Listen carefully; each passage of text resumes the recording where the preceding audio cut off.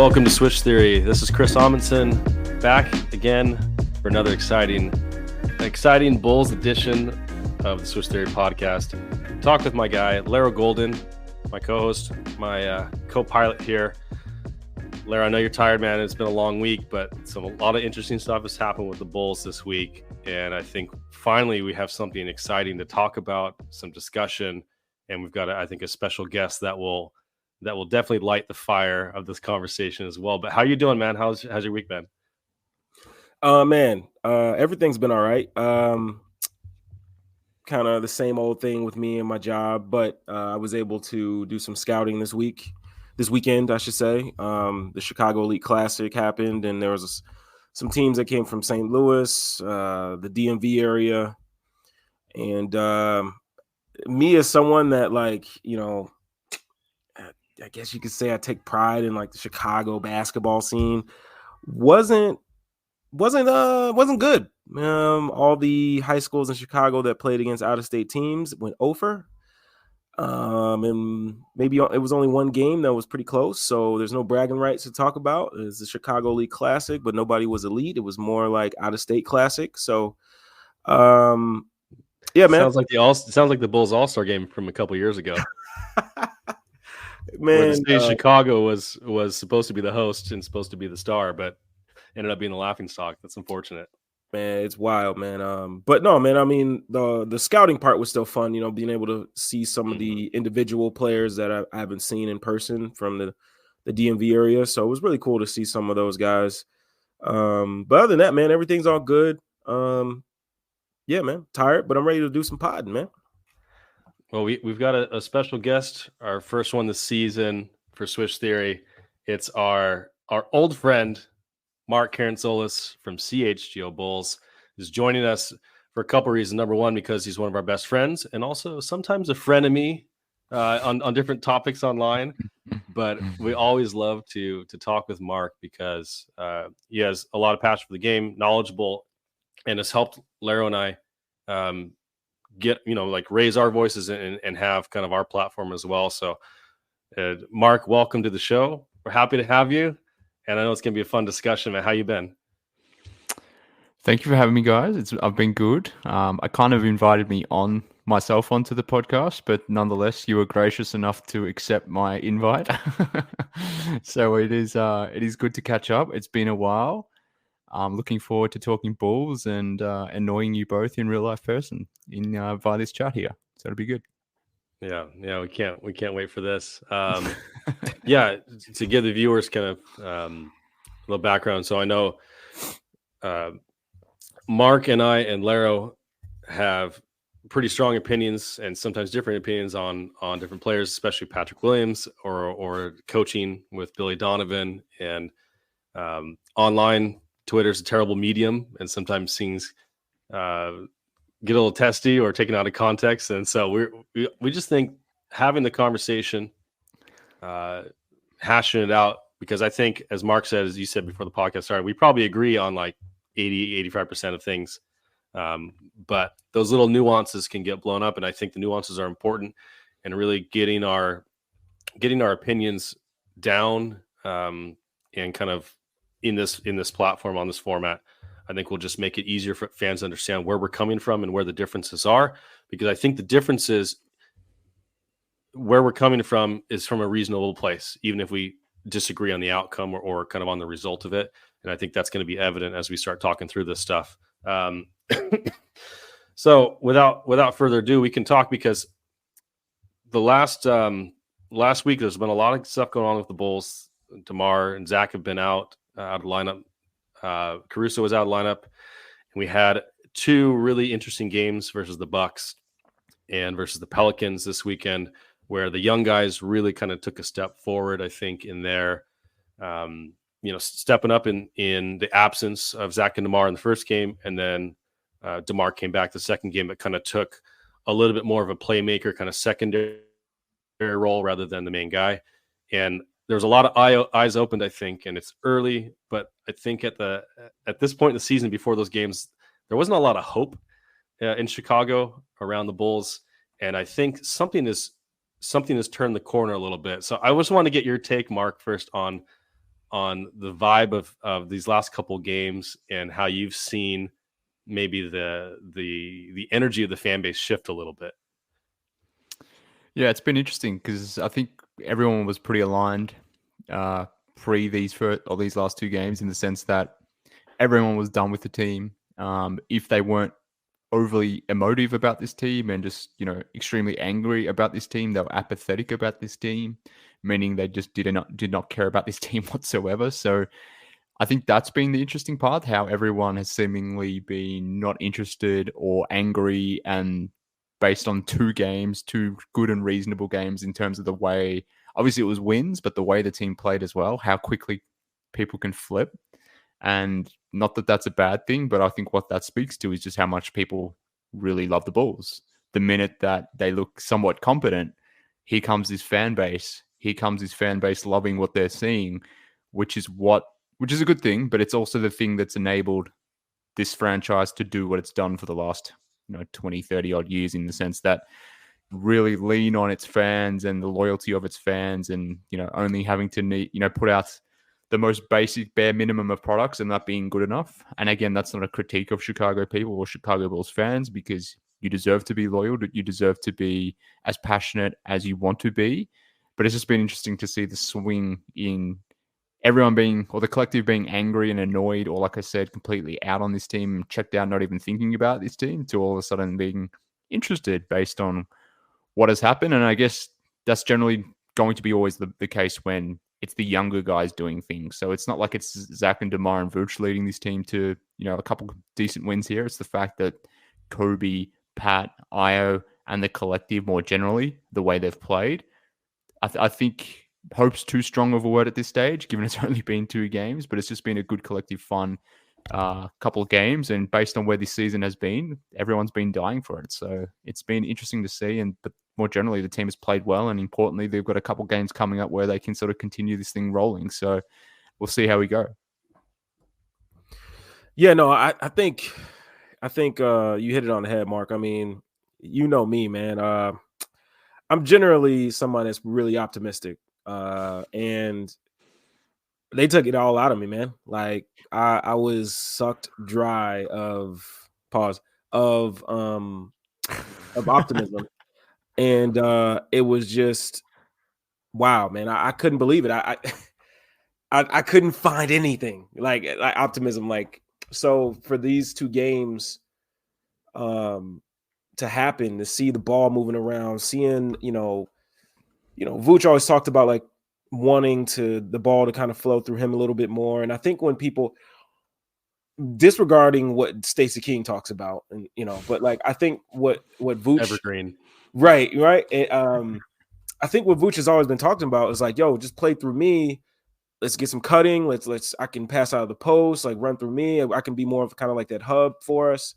And I don't think you were able to see it too much with I think we'll talk about that later. You weren't able to see it before things kind of shook.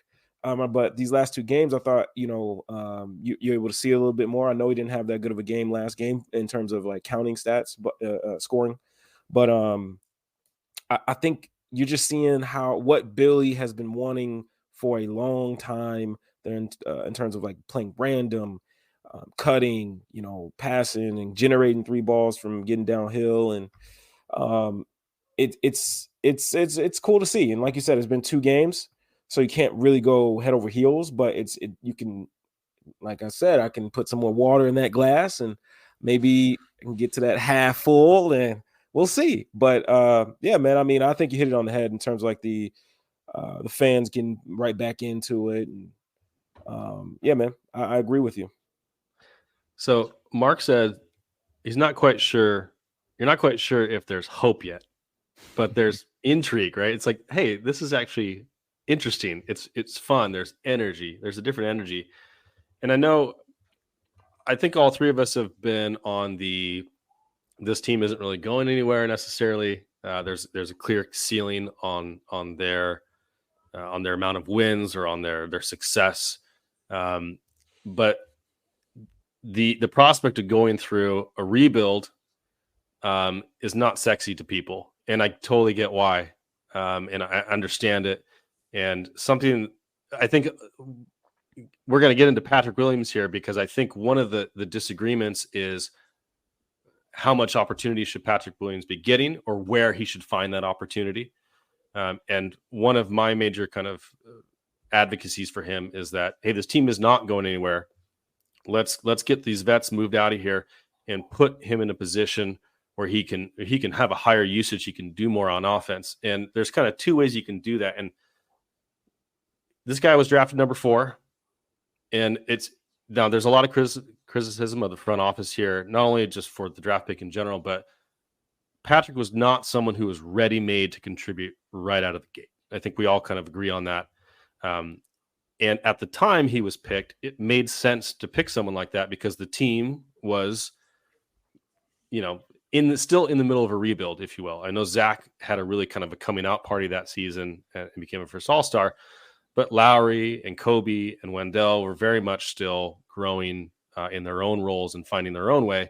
And so it made a lot of sense to me, just in concept, right, in theory, to draft someone who wasn't quite ready to contribute that year, but maybe could with the right development. And that development, I think, was quickly jettisoned for like the front office deciding the rebuild is over. Let's bring in a guy like Vooch. We'll ship Wendell out. Lowry ended up leaving basically for the same reason that Vooch came in. He kind of became superfluous in his role. And, the summer happened where we got Lonzo and Caruso and DeMar, and it was like, we're ready to go, baby. Like the direction totally shifted. And so I think that the fact that Patrick was picked number 4 is a blessing and a curse to him, because it's not just about picking the right person, but it's about investing in their development. And I think you would agree, Mark, and maybe you do disagree here, but I think you would agree that most number 4 picks are probably looking to be featured. The reason the front office picked them that high is because they see a high upside with that player. And a lot of times the people that are picking in those positions aren't great teams. They're rebuilding teams. They're teams that have the time and resources to invest and say, hey, put the ball in his hands, play through your mistakes, that kind of thing. But Patrick really never he got about half a season, right, of kind of just play through your mistakes. And then his role shifted to much more of a, hey, be a role player, support these guys.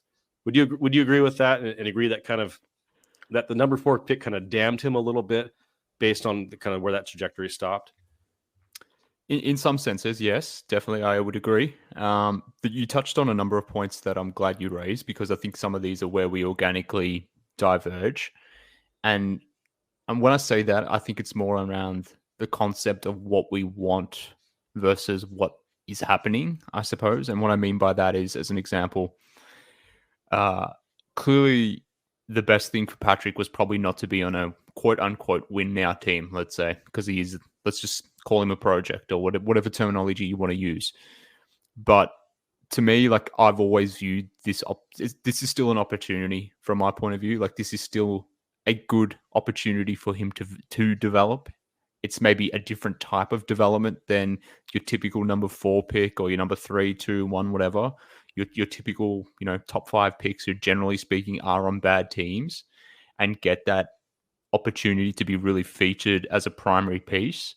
So I get that and I understand that, and I can understand why Patrick Williams fans specifically see what they're seeing now, even last season and the season before, and wondering where this is going, why this is the way it is, and seeing the pointless nature of what we're seeing and just wanting to move to that next iteration where Pat is featured.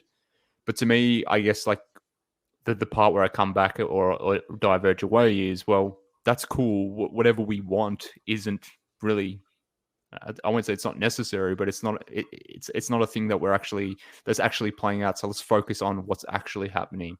So to me, I've always pushed back because I think this is a really good opportunity for Pat to develop. Generally speaking, like you said, number 4 picks are guys that can be featured as lead options, but after Patrick Williams, and people hate these comparisons, but Scotty Barnes as a number 4 pick was, drafted onto a team that's very similar to the Bulls in the sense that they're trying to win basketball games. Keegan Murray drafted onto the Sacramento Kings. They're trying to win games now as well. Amen Thompson, I haven't seen much of him this season, but the Houston Rockets, he was drafted number 4. They're trying to win games right now. So I think And obviously these players aren't the same. They're all in different spots in their development, all these sorts of things. There's so many caveats to be applied here. But the thing I keep coming back to is, despite Pat not being in an elite option role or, on a rebuilding team as such, as is typically the case, I still think there are real good opportunities for him to learn. And I think even though his development path has been a little bit different to maybe some others, he also has been given certain opportunities that some other teams or other players will just never get. Like him being around Caruso and DeMar, to me, I can't imagine that has been a negative impact on his development. It's been different. But him being able to sit there and learn from these guys, I can only imagine it's a good thing. Yeah, I think I was really listening to you. You know what I mean? And I think you said something that I don't think either I was not listening, either I was neglecting the point before, or maybe I just overlooked you saying it, or maybe I didn't hear you type it out or anything like that. I mean, hear you type it out, see it on a. But you said you wanted to focus on, it's cool to, what you want, but I want to kind of focus on what's happening at the moment. Mm-hmm. And to me, that helps me a lot more of where your perspective is coming from, because I thought it was more like, dude, he sucks, so let's just move him to the corner. You know what I mean? So I think, it's part of that, but I can expand on that. I can expand on it. But I guess what I'm saying, Larro, is I understand why fans are disappointed, why, Billy or the Bulls or whomever have put Pat in the situation whereby he is that role guy role, why it's somewhat necessary for him to be standing in corners on certain possessions. I think some of that is due to the fact that some of his skills are limited at this stage. But I think that's also the right thing for this team right now. It's not the best thing maybe for Patrick, but it's the best thing for the Chicago Bulls. And that's where I come from. I'm not thinking about this from a Patrick point of view. I'm thinking about what's the best thing for the Bulls right now. Now, at this point, for this specific iteration, I don't care at this point. Blow this whole thing to smithereens. But last season or the year before, when the team was actually trying to win games and, was somewhat competitive, different story. That's when I wasn't really interested in the whole quote unquote developing Pat on ball thing. But now, yeah, different story, because I think we've all reached the point where it makes sense to be breaking things up. But I think let's just use last season as an example where people get disappointed that Pat's not running pick and roll, that he's off ball, that he's spacing in corners, doing those sorts of things. I don't fundamentally think that's the wrong thing for this team, at least. You know what? And I want to be clear, Mark. I think I agree with you on basically everything here. When the team took a new direction, his role necessitated a change, right? Because of his lack of skill sets on ball. That's something that I want him to develop, because I think as a number 4 pick, that's probably why they drafted him. They think that he can become, a big wing creator that can defend, that can shoot. We see those little flashes of it. But on-ball development takes a long time. You see point guards come in the league that were phenomenal in college that can really handle the ball, and it takes them 2, 3, 4 years sometimes to really kind of get up to NBA speed. And as we've seen with Patrick this year, who's had a little bit more on-ball opportunities, he's dribbling off his foot, or he's losing the ball, little things that he doesn't have a lot of development in. Those are things that kind of annoy me, seeing where the team is now and being like, man, we could have not unilaterally just decided that the rebuild was over when it definitely shouldn't have been. And he could have done this 2 years ago, 3 years ago, and he'd be in a much better spot. You also bring up a good point, though. The team didn't do that, right? So focusing on what we have today, yes, Patrick is in a really good spot to be a role player and develop as a role player. I completely agree with you, right? He's got DeMar, he's got Caruso, and I think you've seen Patrick improve his screen navigation. Now, he's a big guy. He's never going to be, I think, really, really good at that. No. But I think from year 1, we're going to skip year 2 because he missed, 65 games. But from year 1 to year 3, his defense was night and day different. He was just a plain old bad player his first year.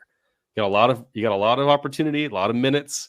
He got a lot of, good assignments on Giannis and LeBron and, KD and all those guys. But he really developed a lot his third year, I think, defensively. And absolutely, he's not working out with DeMar in the offseason to be a role player. But it's certainly DeMar is taking these guys under his wing. He's absolutely been a positive influence. So when I say I want DeMar to be traded to, to focus on Patrick Williams. I don't think that Tamar is holding him back necessarily as a player. I just think the team in general needs to change direction. So it's never been about Tamar for me being a bad influence on him. I think Larro would agree. I mean, he's nodding his head here, but so I completely agree, Mark, that I think the only difference then between our opinions on that is when the Bulls should have changed directions. Because I thought it should have been the moment we knew that Lonzo wasn't going to be coming back. I think that next summer, whenever it was like, it's time, man. Like, it's time. Yeah. We got no more continuity, that kind of thing. Like, we had Dragic and Drummond, and it's like, well, that predictably didn't do much. That was the time. But I think overall we're in agreement here that Patrick has some really good opportunities, and I think he's taken advantage of them. He became, he doubled his 3-point shooting last year, and maintained a 40% rate or efficiency, which I think was really good. His defense improved. Now there's still gaps in his development, right? His rebounding, his general activity on offense, I think, needs to improve. And I think we've seen, and I think you said this on Twitter recently, we've seen some steps there in the last week or so with Patrick really improving his activity on the offensive end, timely cuts, that kind of thing is kind of really stood out to me.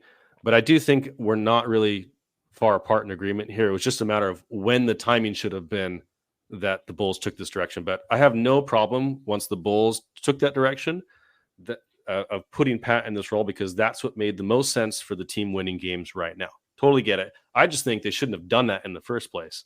They should never have prioritized, a 40-win team with a first-round ceiling, that kind of thing, right? No, I completely understand, and I don't necessarily disagree. And whilst I, supported Arturas's moves when he made them and really enjoyed the first half of that first season, when the variables started to change, as did my opinion, I've wanted to be in tank mode or rebuild mode since at least the last deadline, perhaps even earlier. So again, we're aligned on that, but I come back to the fact that that didn't happen. So what do we do? Now, we can continue to talk about how the Bulls need to rebuild. They need to do, A, B, C. But until that happens, like I said, I'm more concerned with talking about the here and the now and the opportunities that do exist. Not necessarily here on the podcast, but more generally. But it is an opportune time that we are talking about Pat and the younger guys now, because Pat has really played well the last 5 to 6 games. And that's true for Coby as well. It's true for Io. It's true for the team more generally. And obviously that's why they've stacked up these last couple of wins. But yeah, it's an interesting thing. Again, and just to add some further caveats, I'm not one of these people who have really deviated on my opinion of Patrick Williams. The day he was drafted, I thought this guy will probably end up being a high-end role guy. Not the same player as Lonzo Ball, but a Lonzo-esque player in the sense that he could be that gap filler for a team, for stars, where he could be your 4th best player on your team and really fill holes in that sense. I still think Pat is on a path where he can be a high-end role guy. But what has changed is the opinions around me, because when I had that opinion when he was drafted, I was considered an idiot at that time because I didn't see the Kawhi comparison. And now I'm considered an idiot in some respects because I still think Pat can be a high-end role guy, whereas a lot of people think this guy's a bust and not worth having or keeping around or signing him to a next deal type thing. So it's interesting how it sways and how it goes, but I'm not one of those anti-Pat people in the sense that I don't think he can play or that he's not good or that he's a bust. I do have some concerns that his development, the rate of development is what it is, and the more big wings that enter the league and develop, the further Pat gets left behind. And he's sort of starting to figuring in conversations where I'm like, is Pat even better than Keita Bates-Diop? Like, it's a conversation. It shouldn't be a conversation. I think Pat is marginally better, but the fact that it's even a question of who's better right now is concerning to me. So that's probably where I sit, and maybe where you and I and Larro diverge, in the sense that maybe, and maybe I'm wrong, maybe I'm assuming, and you can clear that up here, but I think maybe you guys have a higher opinion of what you think his top side might look like, or his upside might look like, whereas I haven't seen enough to be deviated from that point where yeah, this guy's a high-level role guy. Maybe things will start happening. Maybe we'll see some stuff on ball soon, and my opinion will change because of that. But at this stage, I still kind of feel like I did 4 years ago. And that's based on the fact that I just don't think there's been enough evolution of Pat's game, which, again, we can get into the detail. There's a number of reasons as to why that might be, but I still haven't seen enough to think that this guy is anything more than a high-end role player at this point, at least. I think you talk about like the things that they could have done, or they didn't do his development the way top guys usually get it done. But I think there's a point I want to get to that I want to commend you on in a little bit. But yeah, save that praise for later. Save that praise for later. Focus first on my toxic behavior, Larro.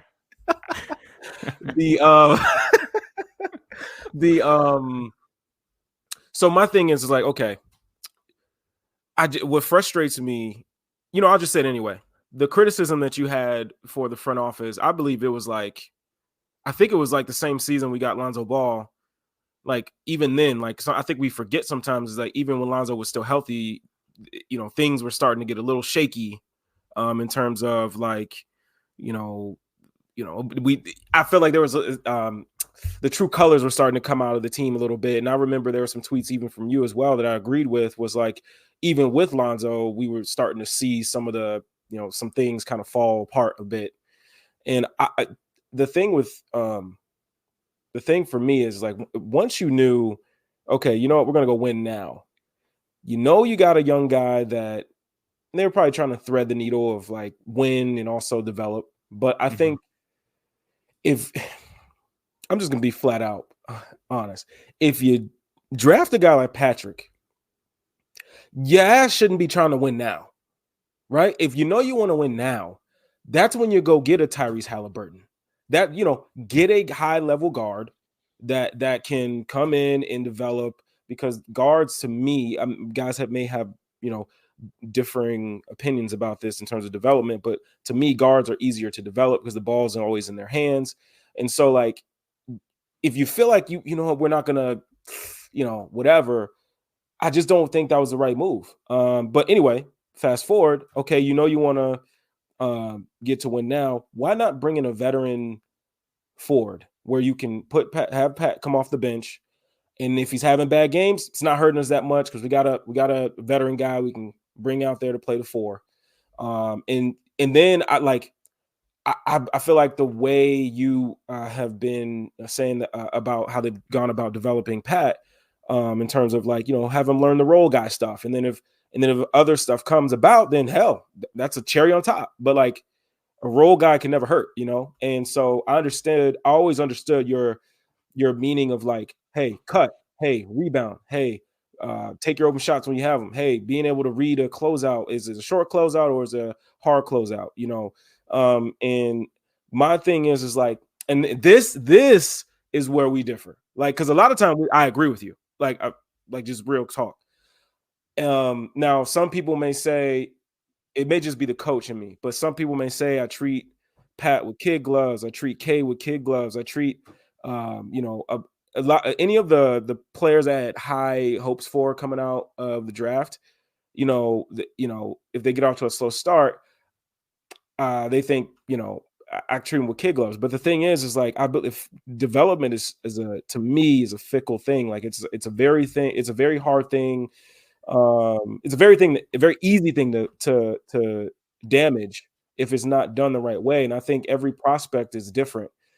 And I think, for Cade, for instance, for a second, Cade Cunningham coming out, like, yes, everybody was saying that he's the black Luka, he's going to be, put the ball in his hands and he can be heliocentric and things will work out. But I think if you're being honest with yourselves, like Cade there was always a little bit of hesitation when in terms of he didn't have the great burst. He didn't have the ball handling is not like crazy where he's shifting guys out of the way. A lot of his ability was being able to use his body, kind of, being able to read angles and, keep his leverage with his body and his shoulders and things like that. And the passing ability was able to flourish from there.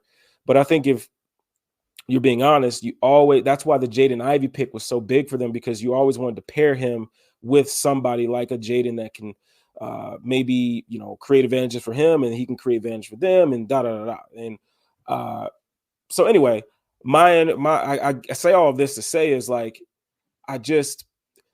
development is tough, right? Some guys, for instance, Coby, what he just said, I really am so happy Coby said that about the Peter Patton thing, where he's like, man, nobody taught me how to shoot a ball because I was so good at shooting. Nobody taught me. They just let me do it.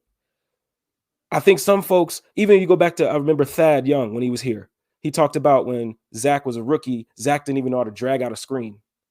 Like these are like things where I think certain players come into the league and they're these specimens, and they were so good in the college level that I think like some folks forget that some dudes don't get that type of coaching, because a lot of times, I'm not going to go too deep into this, but a lot of times college basketball, when you get guys, it has a lot to do with the certain brand of AAU team they played for, and the type of money is back behind them. And a lot of times you're not trying to mess anything up, so you kind of let them do their own thing. You don't really improve, you don't really coach them up.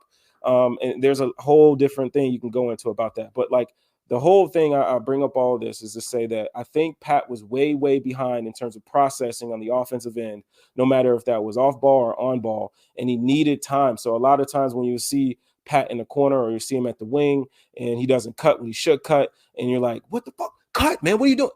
Pat just processes the game a little bit slow. And I think what you're starting to see now, Mark, when you, especially with your tweets today, I got off work and I got on Twitter, and your tweets were the first one to pop up. And I think you brought up a great point about how like he's starting to cut more, he's being more consistent. And I think that's him starting to finally understand, okay, if I see this dude that's guarding me, his jersey's back to me, cut. If like, I think he's starting to figure it out. Like I think I talked about it with Kris earlier in the season in terms of the being able to be in the right position as the low man. I think at the beginning of the season, you started to see him like now. Before, he'd be hugging that guy on the weak side when he needed to be more with a foot on the opposite block of the screen. Now he's really deep in there. I mean, sometimes he's so deep in there that he can't get out and gets a 3-second. But like, I think you're starting to see certain things that he was not picking up is starting to happen. Now, I can't get mad at you if you're like, man, it's taking too long, because that I can get it, right? But I think sometimes, my whole point is, I think sometimes when players come into the league, a lot of people assume that they should know certain things, when a lot of times, like these dudes, they need that time to really learn this game, especially at a high level. And my bad, I went long-winded, but I think you get what I mean. Yeah, no, I completely understand what you mean. And I don't think anything you said is wrong. But I also don't think the people who are disappointed in that, the speed in which he hasn't developed, or the fact that he's only starting to get it now, I don't think those people are wrong either. And where I can concede, like, that's not Pat's fault in the sense, like, if he needed 4 years to learn that, then he needed 4 years to learn that. That's his development path. But coming back to what I said before, in terms of, I view this from a Bulls point of view, not a Pat point of view, they needed him to be where he is now, potentially. Now, granted, it's only been a 5 or 6 game sample. Let's hopefully he doesn't revert back to being more passive in the way he has been before. It's been noticeable in the way his approach has sort of shifted in these last 5 to 6 games. So hopefully he doesn't revert back. But the point being, the Bulls needed year 4 Pat, the one that we've seen the last 5 or 6 games, to be there in year 2. And again, that's not his fault, but that's the context of what the team was operating on or within. That's the hope that AK and Mark Eversley had in Pat as to where he would be. I mean, we're sitting here saying that they drafted someone as a project and they thought he would be a project, but maybe they didn't. Maybe they thought he could get connected. Maybe they really, invested or Pat's a soft-spoken guy, but when he does speak basketball, I think it's not like he doesn't understand the game more generally. Maybe he needs to connect with those reads on the court when he's live in game. But I don't think he's like a just dumb player or anything like that. I've never got that sense that his IQ is challenged from that point of view. But yeah, it comes back to maybe again where we disagree or diverge somewhat, is the fact that within the context of this current team and what they've been trying to do the last 2 to 3 years, and the fact that he's been outplayed by some of these, low-level role guys, not all the time, but certain times when, a Javonte Green can come in and do all the things that you want Pat to do. Again, it's an unfair comparison potentially, but Javonte being better than Pat is problematic for this current iteration of the team. And again, that's where things get lost in the ether potentially, and why the noise gets amplified some.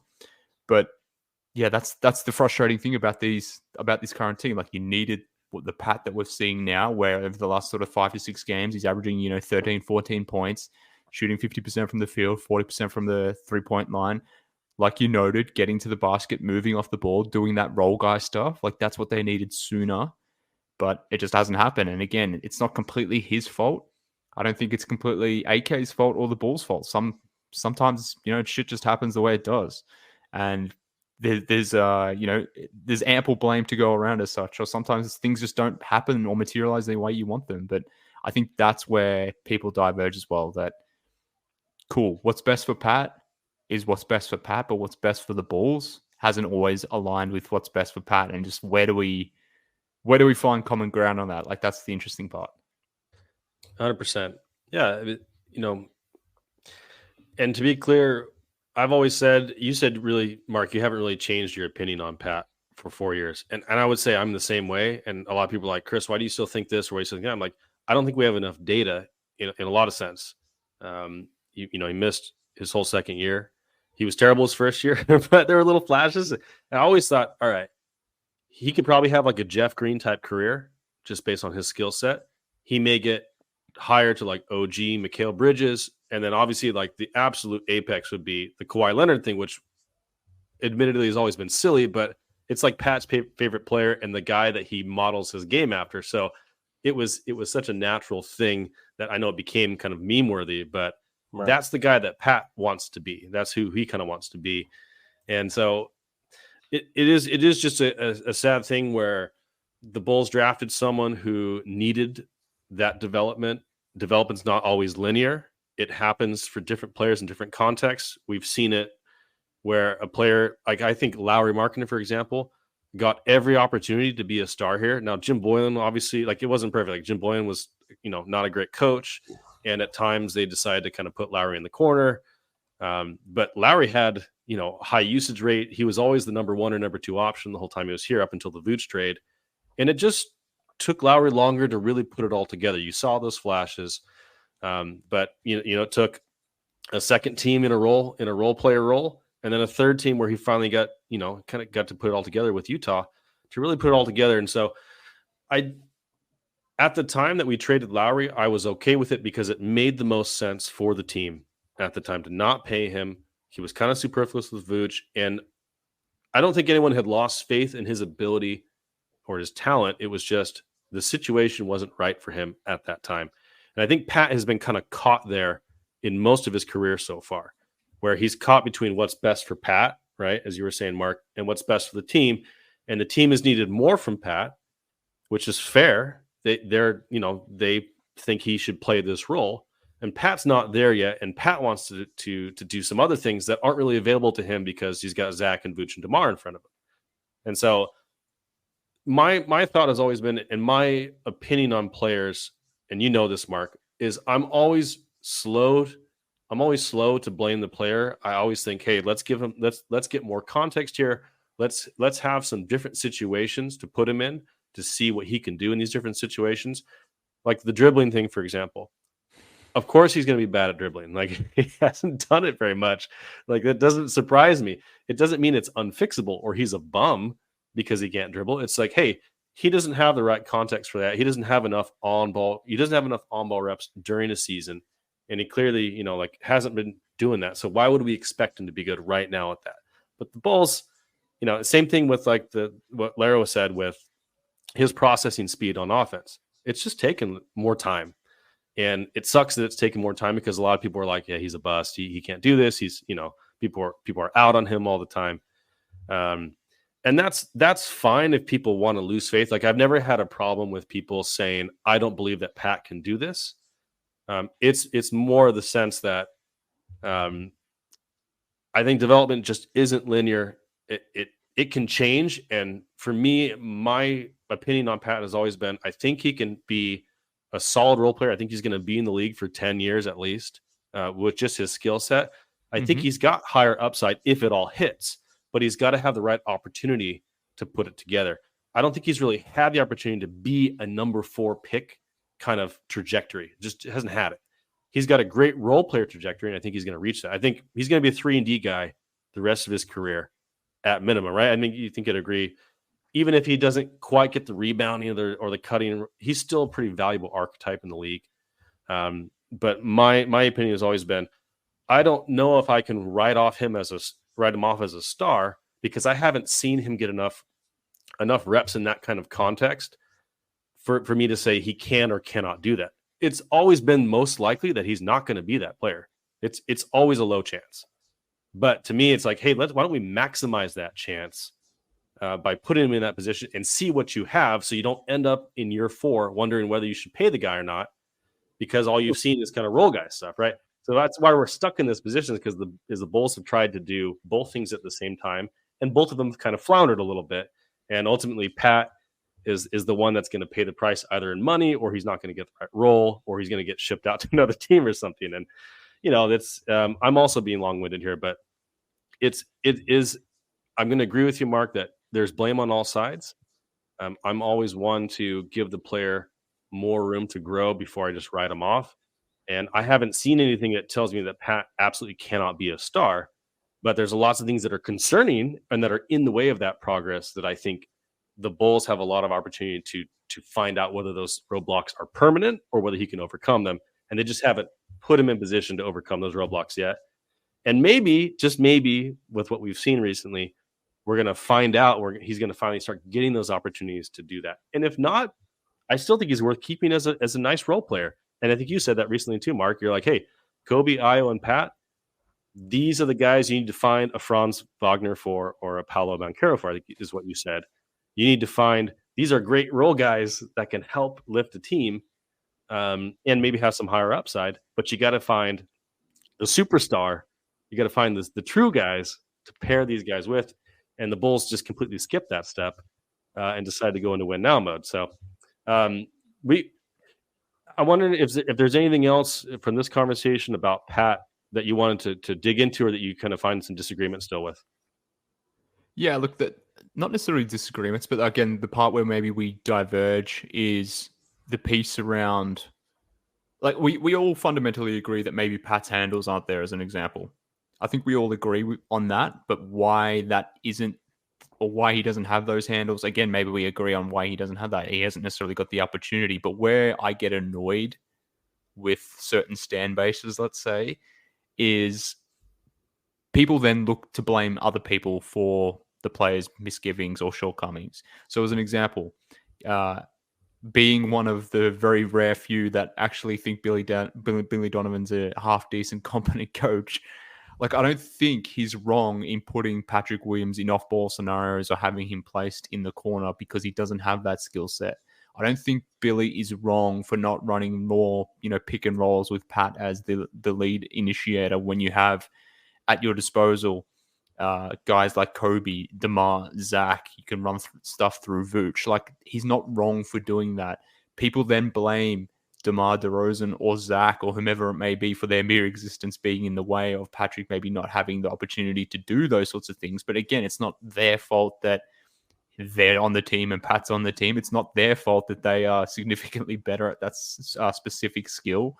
So that's where I get frustrated, that people, for whatever reason, start blaming externals, whether it's the players themselves, whether it's coaching, whomever it may be, that, Pat's shortcomings are someone else's fault, or he hasn't had the opportunity to do whatever it is just because DeMar's been around. And, it's not DeMar's fault that he was, signed and traded to this team. It's not DeMar's fault that he's in year one of his existence here in the Chicago was an all-NBA guy. Like, it's not Billy Donovan's fault that he would give the ball to DeMar and Zach, because they're significantly better having the ball in their hand as lead initiators than Patrick Williams. So again, like, this is where things get lost in the ether in terms of where things should or shouldn't be blamed. But I guess maybe the last point I'll say, like, where I do diverge somewhat again is even though I've always asked for just the role guy stuff for Pat, and maybe it's taken him time to really learn how to process these things, to understand where he fits in within the whole scheme.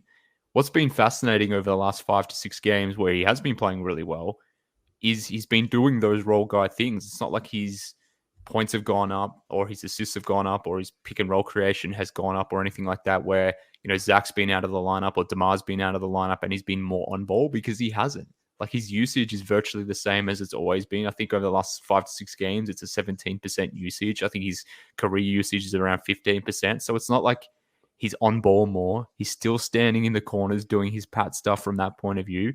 What's changed is now Coby is now dominating the ball. They've been doing more stuff through Vooch. Obviously, DeMar came back last time and the offense was still running through him to some degree. So he's still been doing the same sort of stuff, but he's just finding himself more in that role. So, but what's been interesting is, like, within that role, he's understood, okay, but even though I'm in the corner, I can, someone can set a pin down for me and I can come up and run off that pin down. And instead of just passing the ball back to DeMar, hey, maybe I can dribble the ball and do something with it, whether I'm getting to my mid-range or ideally getting to the rim or whatever it might be. Like, those opportunities have always been there. And again, coming back to the point of people blaming Pat's lack of usage or his lack of field goal attempts, whatever it might be, on others, it's like, no, these things have always been there. These players have always wanted Pat to come up and do the thing, but for whatever reason, he just hasn't been ready to do it. But now he's maybe discovering that, hey, I can coexist next to DeMar, Vooch, and Coby, 3 high usage guys, and I can still find my way to 13, 14 points pretty easily and simply. And that's what he's been doing. So it's been encouraging, but it's like, yeah, why are you doing it now? That's the frustration. Yeah, I mean, I won't go long-winded, but like the biggest thing for me is like, getting to fully understand. And it's like, it's not like this big deal, like whatever, but it's like really been great to like understand like fully where you're coming from, because I think it like puts it in a different light. Because I think sometimes it can come off like you just bagging on them and shit and trying to, I do. Well, again, let's be clear. I trash Patrick Williams, but it comes in out of a place of, I like to think, a good place in the sense that I think he can do more. It's not like I think he's a bum that just can't play basketball. I think he can do more. I've seen him do certain things in year 1 and year 2 that come and go, that I still wonder why they come and go. And like you said before, maybe there's very good reasons for it and guys develop at slower rates, but it's not because I don't think he's bad or that he is bad and can't do these things, like maybe Dalen Terry as an example. It's not like that. It's the complete inverse in the sense, like, dude, you've shown me that you can move off ball, that you can baseline cut. I keep referring to this game that he had in year 2. And I understand he missed a lot of time in year 2, but a game the Bulls had against the Clippers whereby he was just doing all these off-ball roll guy stuff. And I was like, yes, this is exactly what I want. He had 12 points and 10 rebounds in that game, whatever it was. But then it disappears. It's like, why? You've shown me you can do it. You've proved you can do it. Dude, just do it. Like, that's the frustration. Yeah. No, I totally agree. I get what you're saying. Yeah, man, but I don't know, Chris, like, how you feel? You done with this topic and ready to move on? I mean, we were on it for a long time, so. Yeah, no, I think it's really important to go through these things with Pat. I think part of the reason, and Mark, you make a good point, and I was going to bring this up, is Pat's been doing better, but it's not like his role has been changing the last 5 or 6 games. His role has not changed. He's not all of a sudden getting 15 pick and roll reps. That's not happening, which is understandable. The team is still in their current idiocy, but as you said, I've never expected Billy Donovan to all of a sudden try and put his team in position to win less games by putting lesser players in a role that they're not suited for yet. I get that. Mm-hmm. And I also don't expect DeMar and Zach to be like, you know what? I'm really good at pick and roll, but I'm just going to let Pat cook for a little while, for 10 games straight and just, watch us lose. They're not going to do that. They're not wired that way. Like, we've seen Zach. Zach should be an incredible off-ball player, and he is. But the man wants to do stuff. He wants to do stuff. He's not going to just let it happen. And you kind of have to. And so for me, my solution has not been, hey, Billy should do this or DeMar should do this. It's, you got to Billy Bean it. You got to Billy Bean it. Like, you remember that in Moneyball where they said, well, I like this first baseman. And Billy Bean was like, well, I want this guy to play. And the coach was like, well, why am I going to play that guy in front of this other guy? And what did he do? He traded the guy that was better at that position. So the coach was forced to put the guy who was not good at that position, because ultimately Billy Bean thought it was going to be better for the team in the long run. And to me, that's the solution I want. And so I don't think you would disagree with that if you really want that, the way to do that is to clear out those players that are in his way, because the coach is not going to do that. And the players that are better than him at that skill are not going to just defer to him with that skill. And Pat is kind of passive in the first place. It's going to take him time. And so, I think we're all in agreement here with it. But I think it's a matter now of he's starting to learn how to do those role guy things. And I think I told you at the beginning of last season, the reason I didn't like that role for him right now, or didn't think it was best for Pat, is that Pat wasn't good at those things yet. He was not good at the off-ball cutting. He would show flashes, but I think naturally his skill set was not suited to that yet. But as we saw with the defense and the three-point shooting, he did that for a whole season or two and improved significantly and became much more consistent. I think Pat has really shown, and people always criticize him because they see the stat line looks the same over 4 years. He's like, hey, it's like 9 or 10 points, and he's doing the same things. But I really think he has developed quite a bit in these important ways. They just don't show up on the stat sheet as much as they should. But I think even this season, his defensive activity is showing up a bit in his blocks and steals percentages. They're at career highs, and they're in right now. If we're cleaning the glass, he's at 90th percentile in blocks and 87th percentile in steals. And I think his defense has become really, really good. Now, off ball, he's still got some work to do, but I think he's become a really good on ball defender. He's got a nose for the ball now, a lot better. Like he's taken leaps and bounds in defense over the last year and a half. And I think it goes unnoticed a bit. But my thing with Pat was, it's going to take him a while to get there, but he can learn. He just needs more time. And I think the team's best, for the team's best interest and Pat's best interest, I think the team needs to retain him at the end of the season and not trade him. I know there's been rumors of that, but I really think that he can be a valuable guy, even in the role that he is now. He's going to get better and better and better at those things that he's not as good at right now. I think his rebounding is going to get better. He's going to get better timing, better box out. He had a really good box out the other night. It was against, who was it? I think it was against Zion. He just basically pushed him all the way into the basket. And unfortunately, the possession ended poorly. Someone else got the rebound, but he's getting better at that stuff. It's gone too slow, and totally get why people are frustrated. But to me, I'm not out on Pat because I've seen him do this stuff. He just needs more development. And ultimately, that's why I feel, and I think we're all in agreement here, that the Bulls need to change directions, because we need to focus and invest more in the player development, because we've seen Coby, we've seen Ayo really make strides. Coby especially. I've a year ago, before he had a good season, I was telling everybody that Coby's going to have a good season. He was working all these different things. And he's improved, and he's such a hard worker, and you can't help but root for the guy. But I think now is the time. Let's let Coby and Pat and Ayo develop, and even put Dalen, put Jillian Phillips in there. Let them work through their mistakes and start getting those reps, because while we're losing and they're improving their basketball skills, hopefully we're going to be able to find some really superstar players that they can all be kind of in that team. Given that, and I did go long, unfortunately, even though I said I wasn't going to go long, but given that trajectory and what you've seen the last couple games, Mark, what do you think the Bulls should be doing over the next, between now and the trade deadline, basically? What direction do you think that the front office, we know what the players are going to do and what Billy's going to do, what direction do you think the front office should take with these key players and their roles moving forward? I mean, they've got to blow it up. They've got to rebuild this thing.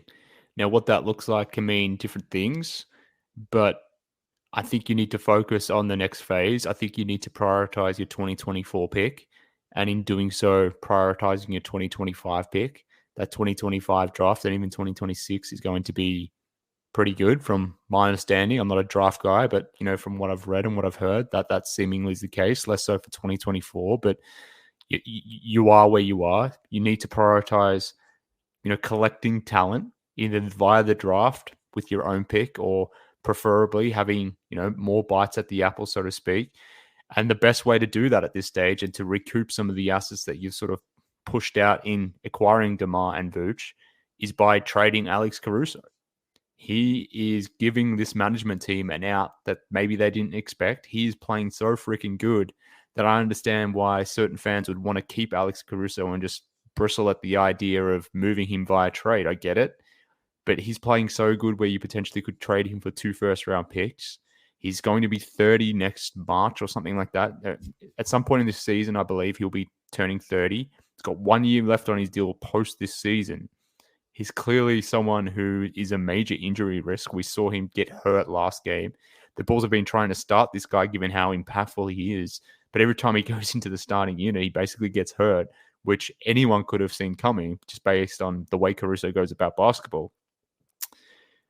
You have to trade him. Like, he just doesn't make sense for the next iteration of the team. And yeah, I get the whole thing around how he's just a great culture guy and someone that you want to set or have set your culture moving forward. But okay, cool. Maybe if Caruso was here for another 2 or 3 more years on his deal, but are you paying Alex Caruso when he's age 31 a 4-year, $80 million deal or whatever he might command from a contender? Are you really doing that and paying that amount of money for Caruso when he's in, age 32, 33, 34, etc.? Like, it doesn't make sense for Caruso to be here. So trade him now, get some more picks in the 24, 25, or 26 draft. Really divert things to Io, Coby, and Pat.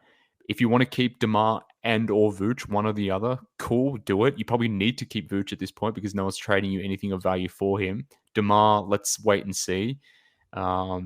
I don't know if he can command anything on the trade market at all, given that he's in year 15, he's 34, he's maybe declining at this point. But I agree. Like, this needs to be a rebuild. We need to be seeing something different. Let's pivot to the next thing. And the best way to do that is by trading Alex Caruso. I understand people will be disappointed in seeing that. Obviously, I haven't mentioned this yet, and maybe just because it's a foregone conclusion, but you need to trade Zach LaVine. I don't care at this point if I never see him play basketball for the Bulls again. Cool, whatever. If we can get some good stuff for Zach, then let's do that too. And again, to really kickstart that rebuild, ideally you're getting multiple picks for him if possible. It doesn't sound like that's possible right now, but even if you can just get one nice, tasty first-round pick in the future, then let's do it. Let's move to the next iteration because it's time.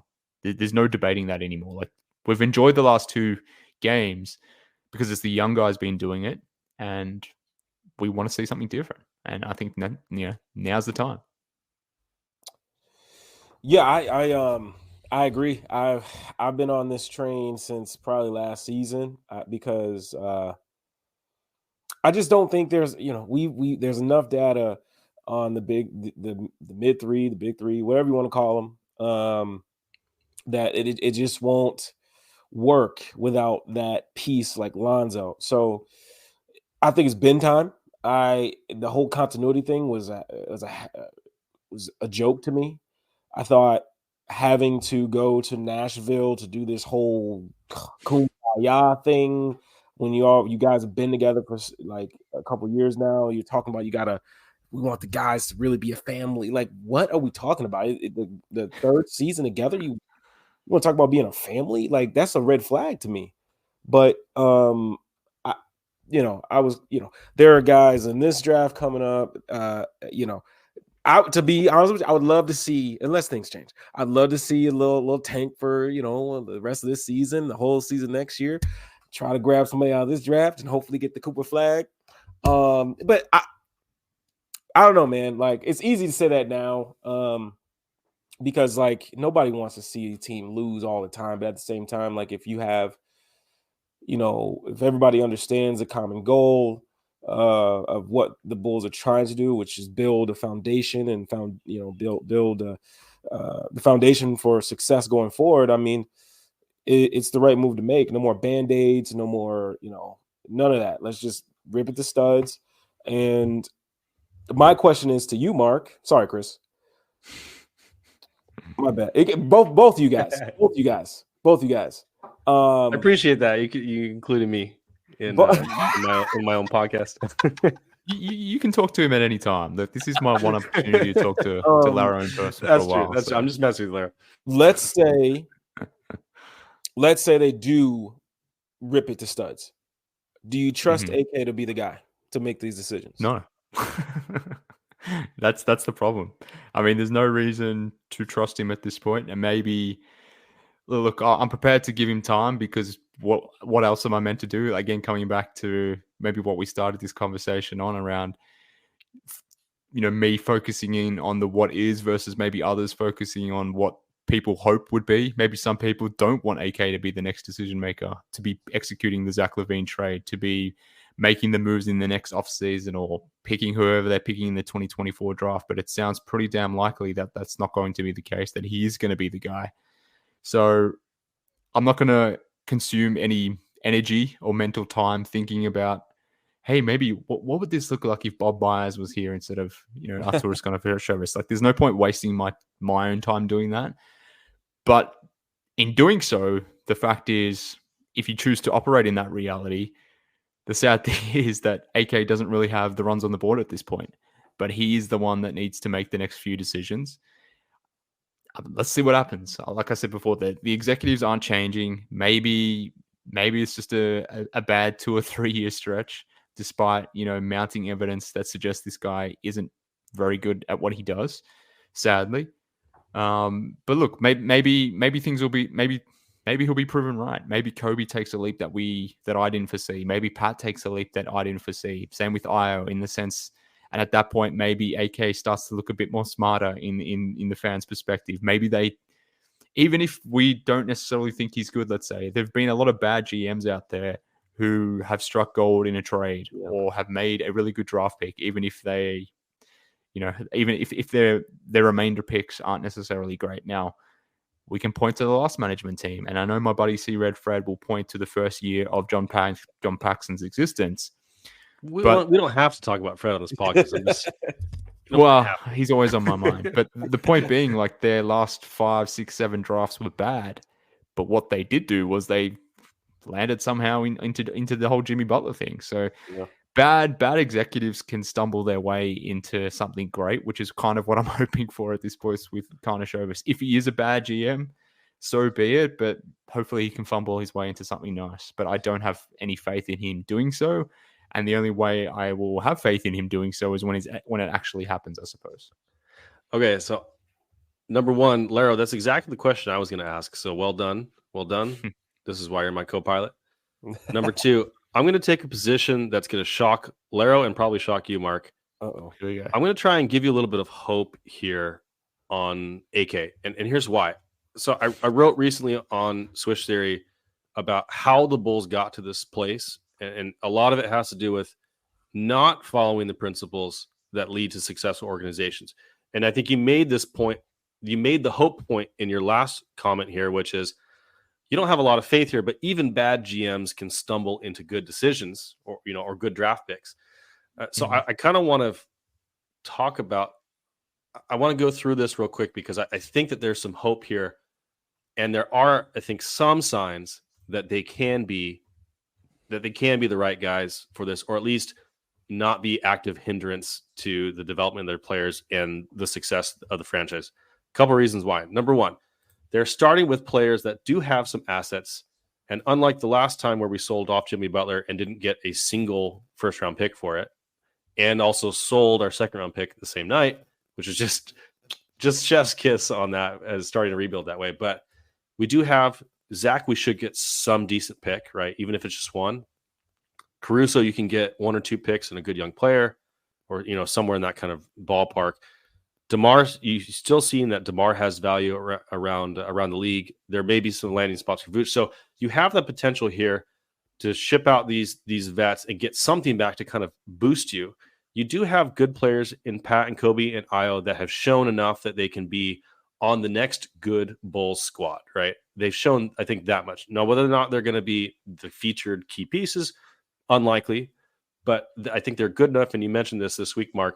They're good enough that they can be the guys around those pieces. And you've got Coby on a really sweet deal.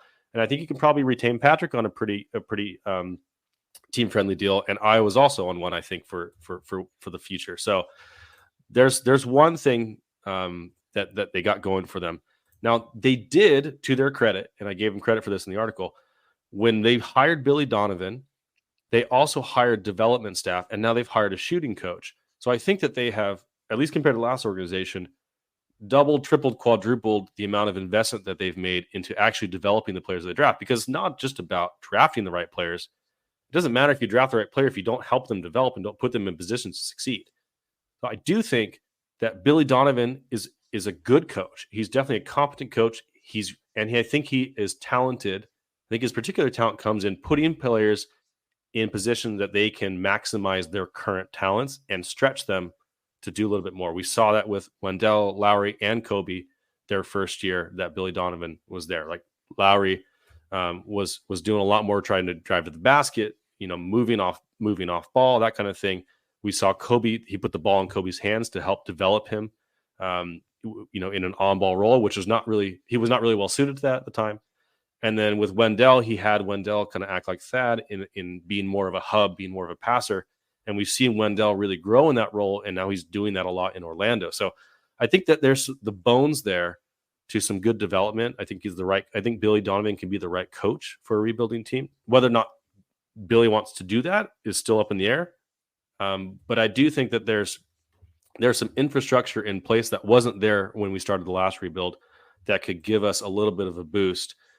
So if you can create the right environment for these players to succeed and invest in their development, now the things that we're relying on the GM for are making good draft decisions and having patience and consistency in their goals and their approach, and not trying to skip steps, which AK said he wasn't going to do, and then immediately did the same season that he got here. So I know I'm in a weird role here trying to advocate that there's some hope here for the front office. I do think that they had started to do the right things when they first took over in that department, and just kind of flubbed it and decided to skip some steps. And I think with the development piece or the drafting piece, with Julian Phillips, he needs development for sure. With Pat, he needed development. And also with Dalen Terry, he needs development. So I don't know if they necessarily drafted the wrong guys, but they put projects on a win now team, and that didn't really fit. So you got to match what you're trying to do with the players you're trying to draft and develop. And so if they can do that, I think they're going to be in a good position. Like, Chicago's a great city. You've got potential assets coming in. You've got some decent young players to put around those guys. There's some hope here, which I didn't think I was going to be saying tonight, but I do think that there is some reason to be optimistic that if a rebuild were to be started, that AK could be the guy that has a much more successful rebuild than the last time we did this. Let me ask you a few questions, Kris. So I know you're a lawyer. Are you a defense lawyer by any chance? Not currently. I'm on a plaintiff side now.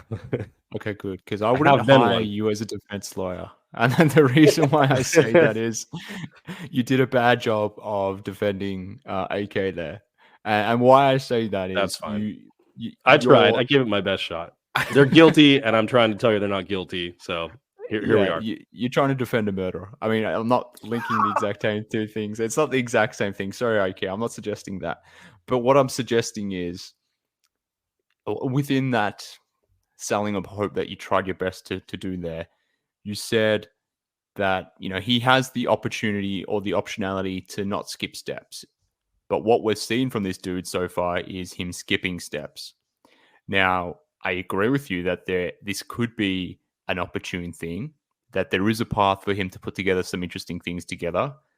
But as we noted before, like, that involves trading someone like Alex Caruso, potentially trading someone like DeMar.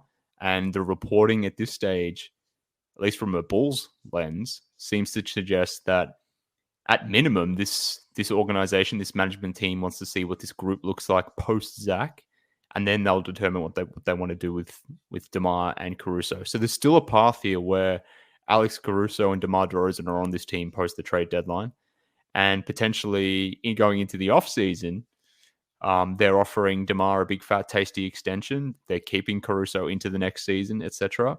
So whilst I agree, yes, there is a path for him to reset things and to not skip steps and to trade Alex Caruso, to trade potentially DeMar. I'm not necessarily wedded to that idea. I think actually keeping DeMar and Vooch around a rebuild might be a half decent thing, because again, coming back to the whole Pat thing, like I actually think there is an opportunity for guys to develop within winning context, or at least playing real minutes in games that actually matter, rather than being on a 20-ish type team.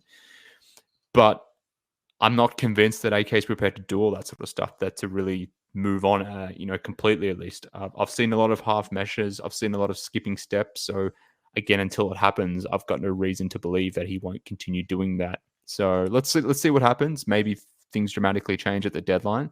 Maybe Caruso and DeMar are gone, and Zach as well. Maybe this team looks fundamentally different, but until it happens, I can't buy the hope that you're selling. And Larry, before you step in, I get that. And I also have a similar level of consternation with what the reporting is. And I said that in my article, that so far all signs point to them repeating the same process. So I get it. And I agree with you. That seems the most likely option.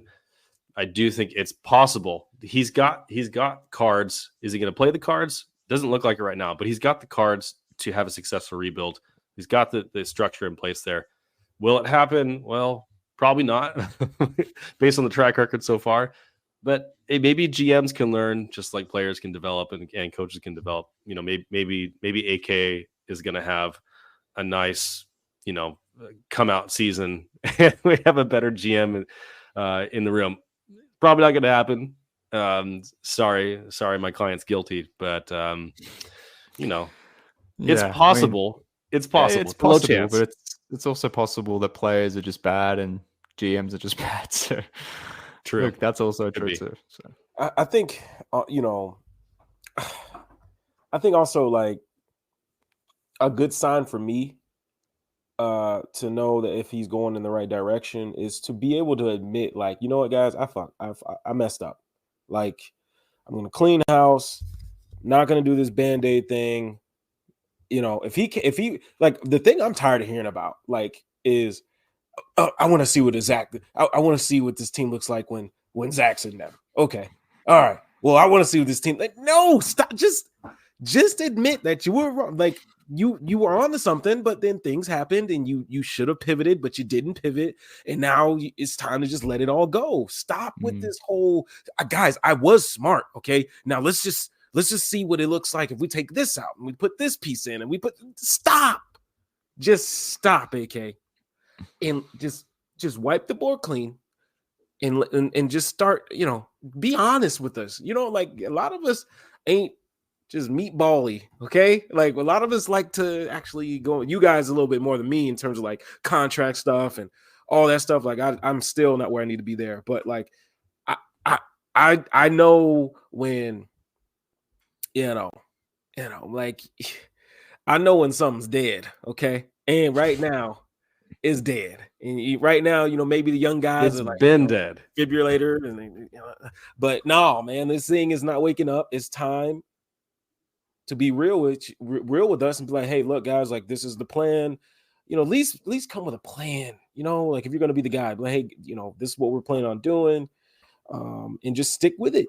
Like, that's what I would love to see. Me personally, but yeah, guys, I mean.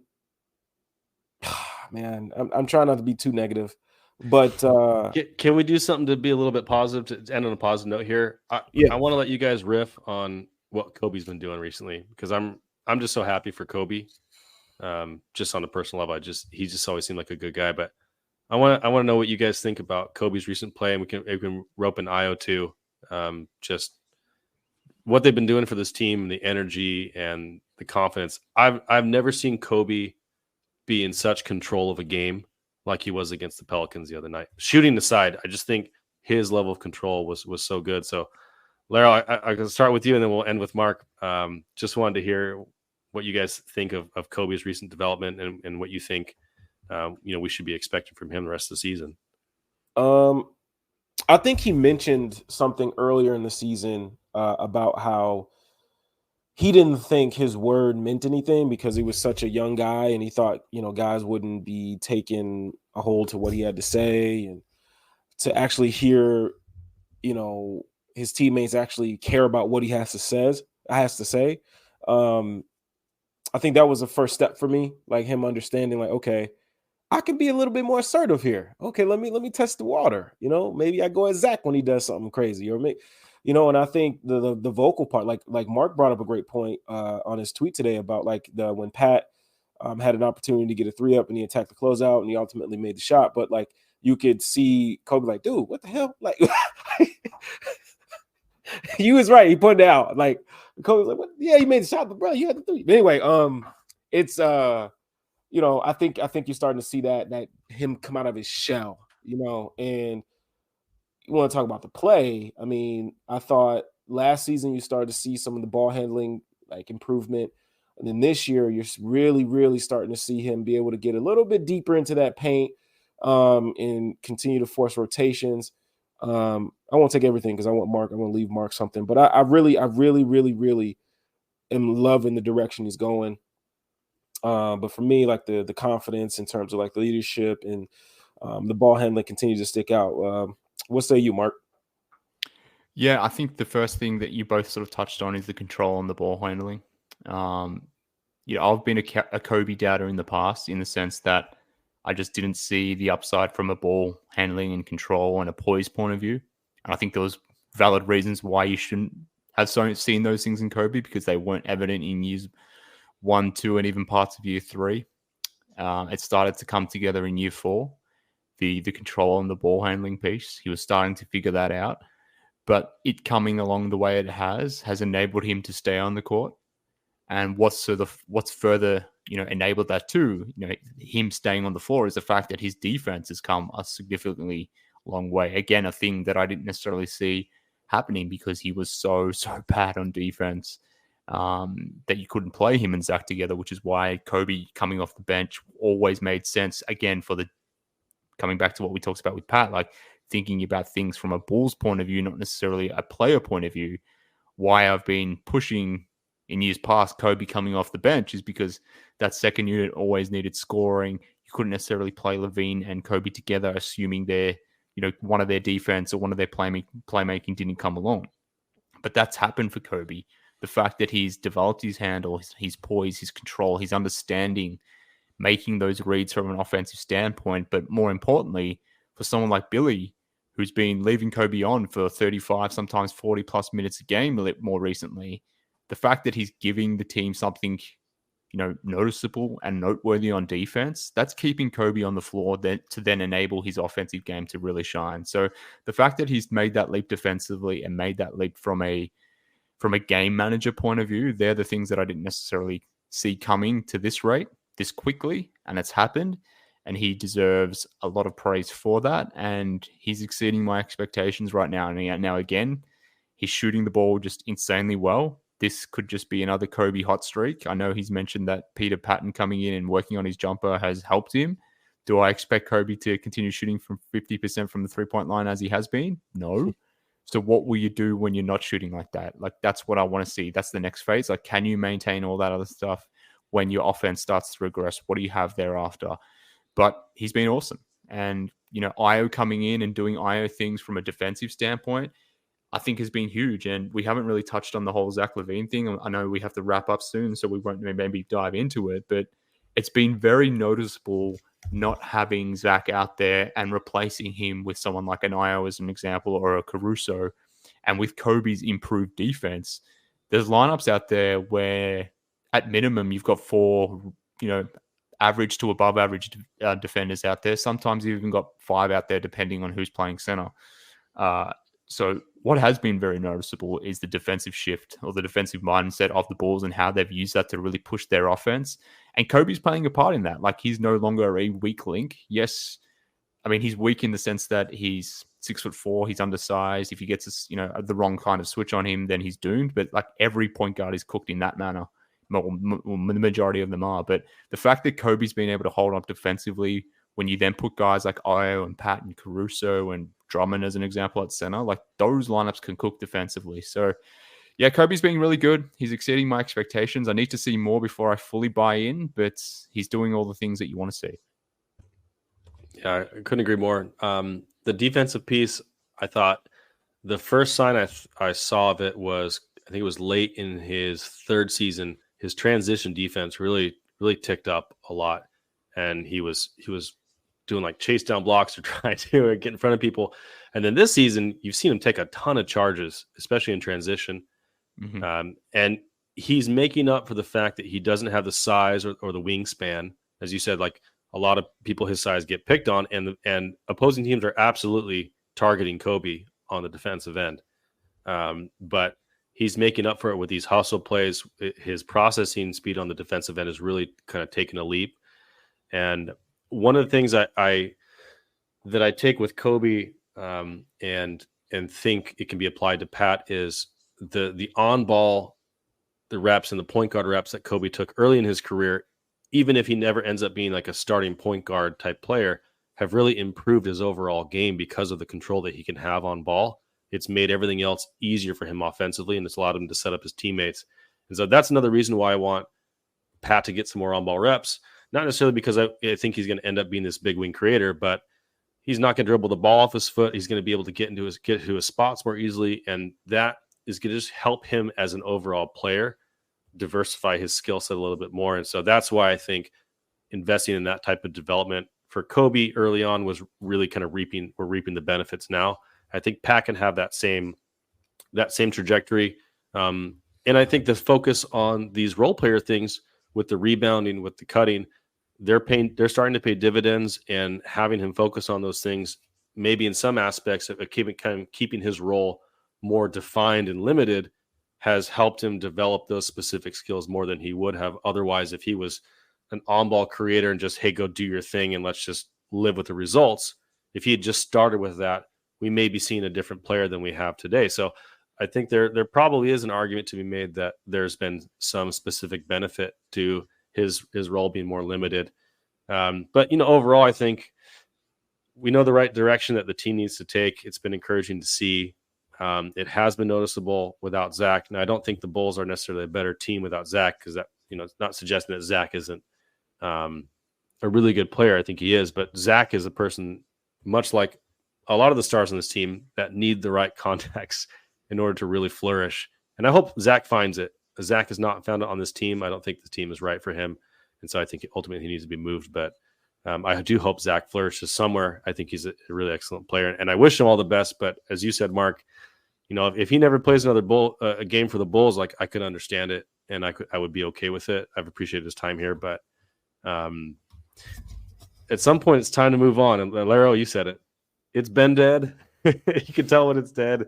It's been dead, and Zach knows it too, and that's why those reports are coming out. So, no, it's been a wonderful discussion, guys. I really appreciate it, Mark. I thank you so much for coming on, because I think it's even higher than 85%. I think we agreed on almost everything, and I can understand where we differ. As I said before, I think the reasoning is solid, and even your criticisms of Pat, which sometimes annoy me because I'm not sure where it's coming from or what the purpose is. As you said, sometimes you're trashing Pat, but it's coming from a place because you want him to succeed. And I said this on an earlier pod, if you remember, Larro, if you're going to criticize a player, think about what is your purpose. If the purpose is just to call him a bum or tear him down, then I think you're doing it wrong. But if you're doing it from a place of, I want this player to improve, and I point out the weaknesses so that he can, identify those and improve upon them, that's the kind of analysis that's going to be productive and helpful. And so being able to kind of get that clarification by having you on the podcast, I think was really, really helpful. What say you? Yeah, look, I hope so. I think irrespective of maybe less so you guys, but I don't know who your listener base is, but maybe some of them are aware of my Pat takes, and I think some people will remain unconvinced of my motivations regardless, and maybe I play a part in that, and that's fine. I like to get my jokes off occasionally, but I've got no problem at all with Pat developing into something that I don't see in him. That would be great for me, because I am a Chicago Bulls fan. I'm a Chicago Bulls content creator, as much as I hate those two words. Pat being good is a good thing for the Bulls, which is a good thing for me, which is a good thing for you guys, which is a good thing for all Bulls fans. So I hope that can be the case. Let's see what happens. I still do think that you two are extremely Pat biased. That's fine. There's nothing wrong with that. I will continue to think that. But it's not a bad or wrong thing. Like you said, I think we're all we largely agree on a lot of things. It's just and this is the problem with Twitter. Like, you can't be setting caveats, or you have the character limit issue, and you don't have the ability to really set the caveats of, hey, I'm looking at this from this perspective. When I'm making this comment about Pat in the now, I'm making the comment because of the context within this context. You don't have the opportunity to really do that on a shitty medium like Twitter. But you do have that opportunity to do so on a podcast, which is why this was fun to do, why it was fun to catch up, and why it's just more enjoyable talking about basketball in this medium rather than Twitter and those sorts of things. So, but it is what it is. Like, you can have thought-provoking things. I try to do that today on Twitter around Pat, and I still got some interesting comments, let's say. So some people are dumb and stupid, but I don't think you two are. Like I said, I think you two are Pat A ringing biased, endorsement. I don't think you're stupid. I think you're Pat biased, but that's more than fine. I'm certainly biased with players too as well. You bring up David Nwaba, and I could be talking about him for the next 2 hours. So let's not bring up David Nwaba, because we've got to end the podcast. I did want to say one thing about like the Zach thing, just real quick though. I hope, and for Zach's sake, for himself, because who knows, it probably is way overdone here. But sometimes like being able to sit back and see what it looks like without you, like truly, because other times like he actually, I'm not trying to say this injury is a lie. I'm not. I really am not. Who knows? Maybe it is. But like I do think of the other times he had to sit out, like it was because he had to sit out, I feel like right now being able to see what it looks like. Well, hey, like Billy can look like if I was Billy, and that's what we didn't touch on. But if I'll just say this: if I was Billy, and I've been hammering to the fans, hammering to everybody that's been a detractor of me, that I'm trying to get these guys to play a certain way, and and these 2 games happen. Every time something good happens, I'm looking down right at Zach. You see? Okay. Right. Like, I just hope that Zach can see like, dog, like you could still be a stud. You could still be a star with being off ball a little bit, right? You don't have to hang on the ball for so long. Like the one thing I will say that I loved about the game with DeMar is I always have been a person that believes like, yeah, you have 2 great ISO players, but like, let's not make that the whole meal, right? Let's get into what Billy like wants us to do. Let's move the ball. Let's get downhill. Let's create, swing. It gets under 10 seconds. Okay, hey, boom. Zach, DeMar, do your thing, right? But like I feel like in the past, like this team has relied on that ISO ball so much that it sometimes hurt them. And I feel like is a big reason why the offense hasn't been what we thought it could be. And the defense has been better than we thought it could be. So being able to see that, hey, let's swing. We didn't get anything. Hey, DeMar, come off this pin down, go to work. Like that now it's more so how I think it should be, where it's like, DeMar can chill for the first, again, it's only been 2 games. I keep having to forget, like keep bringing it up. But like now I think you're starting to see what can work, where it's like, Coby doing his thing, and then DeMar may do some things to close out the second quarter, but getting his own buckets to get a momentum going into the half. Third comes out, boom, boom, boom, and then fourth quarter is like, hey, DeMar, hey, you ready? Like it's like I just love the flow of how it's looking, and it's just weird. And I just hope Zach is able to sit back and see, like, hey, maybe it is me. Maybe it is me, but who knows? Maybe he's not that type of guy. He could be sitting on the bench like, I can't wait to get out this motherfucker. Like, he could be doing that too. So I don't know, man. I that's just my thought on Zach, man. I hope I like Zach, and it just sucks that he sits out in 2 wins. It's hilarious, but yeah, man. That's all I got to say. It's a fitting end, brother. Yeah, no, it's if there's anything that's so Bulls, it's that result. It's just so Bulls. So it's like, hey, we're not going to try and trade our star player, and let's make him look as absolutely bad as possible this season to just absolutely take the value. Just perfect Bullsian result. So we do got to wrap up. Mark, thanks again for coming on. It was a blast. Had a lot of fun. Let the people know where you're at. If they don't, they should. But let people know where you're at, what you're doing, and anything else you want to say, any shout out you want to give.